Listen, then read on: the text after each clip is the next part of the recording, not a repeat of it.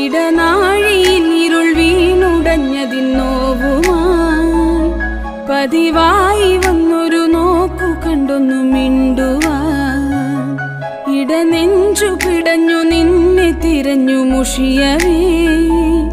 കഴുകാൻ തുനിഞ്ഞതാണിന്നെന്റെ കണ്ണുകൾ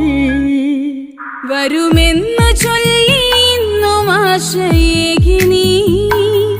അറിയാതെ പോ